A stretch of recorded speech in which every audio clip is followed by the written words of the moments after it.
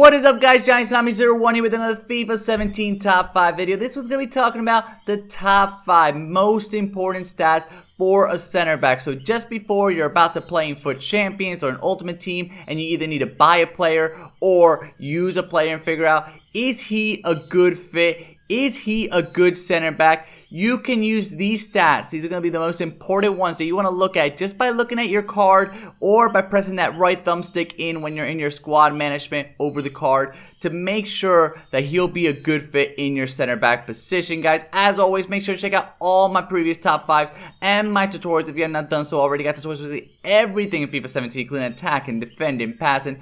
You name it, I got it. Make sure to subscribe so you don't miss out any future ones. Alright, let's start off with number 5, and that is the passing stat. The passing stat of all the offensive stats for a center back, this is the most important one just because it's really good and important for you to pass it to those left backs, to that goalkeeper when you have to clear it, or to those center defensive mids. But always remember, you don't want to be passing it around with those center backs. You just want to quickly get it off his foot and into another player that is a little bit more attacking friendly, because if he messes up and he gives up the ball in your quarter of the pitch, you're going to be in big trouble and you're going to be vulnerable to the counterattack. So keep that in mind. The passing stat, not nearly as important as the rest of the ones that we're going to be talking about, but it is quite important just to make sure that you can clear it off his feet quickly and get it to one of your other players that can actually do damage with it.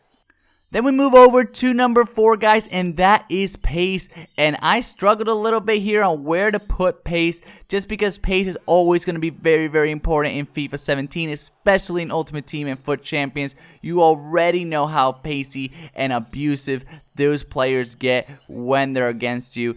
But I decided to put it at number 4 because you really only need it to be at least 70. You never want to have a center back with less than 70 pace. Very important. You want to have it to be at least 70 pace. 75 is ideal, but at least 70 pace. And it's not nearly as important as the top 3, which I think are incredibly important in FIFA 17. Let's get into those top 3. At number 3, guys, the physical stat. This is very important for those center backs. If you're having trouble with your center backs not pushing defenders off the ball, the strikers are overpowering you, you're just not getting those headers that you think you should be winning, it could be because you have a low physical stat, so you may need to upgrade your player. Get somebody with good high physical stats. Very important. He has to be strong, especially if he's not that fast. You really need him to be strong so you can push and pull and slow down those strikers, slow down those attackers, so the rest of your defense can catch up and take the ball away from him. Very important, this physical stats. I can't stress it enough. He needs to be strong, and not only matters for pushing and pulling, but also for headers, for all these different things that defenders, especially center backs, really need to be extremely good at. Then at number 2, this is actually going to surprise a bunch of you, I'm sure. I put defending at number 2. It is obviously so important for you to have extremely high defending stats. Do not, and I repeat, do not have a center back with less than 80 defending. It is not going to work out for you. Usually you want to have it to be at least 85. So it's very important that you have a high defending stats. In this defending stat goes in the slide tackle, the standing tackle. So if you're having trouble with tackling people, your defenders, your center backs just aren't getting in the way of shots, getting in the way of passes. It may be because his defending stats not high enough. You're going to see them less active on the defense. So make sure, very important, that this defending stat is extremely high. This is quite obvious, obviously, for a center back to have good defending, but you gotta make sure that he has at least 80, if not at least 85. The higher the better, one of the most important stats, guys. Then lastly, guys, work rates. And this is why I decided to make this video, just because I know a lot of people, when they look at center backs, they're thinking about that defending stats, they're thinking about the physical and even the pace stats, but they never think about the work rates. And I've been struggling a little bit sometimes when I'm using some center backs. He just seems to push up his work rates, team to push him far too up. First of all, if they have high attacking, don't even use them.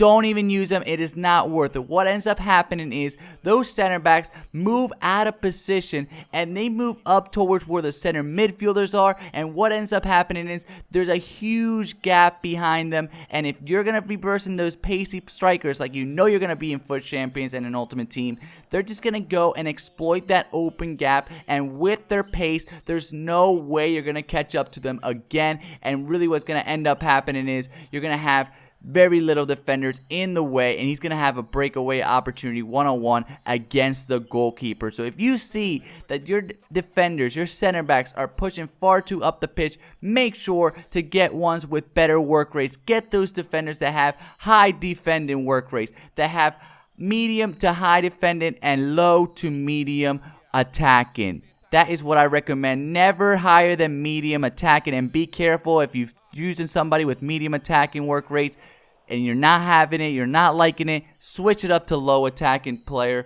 and that way you can just mess around with it and figure out what's exactly the best for you. It does not matter how fast they are, how good at defense they are. If they're attacking too much, if their work rates are not right, it is going to mess you up, and that is why this is at number 1. Alright guys, that is it for this video. I hope they helped you guys out a little bit. I know a lot of you guys asked me, who should I use? Should I use this guy for a center back? And a lot of the times, if I haven't used him, that's what I look at. I look at these stats. I look to see, is his pace good? Is his physical good? Is his defense? And most importantly, is his work rate? So hopefully this will help you guys out. Click on one of these boxes to check out some of my other series. And of course, click in the middle to subscribe so you don't miss out on any future tutorials or tip videos. Thank you guys so much.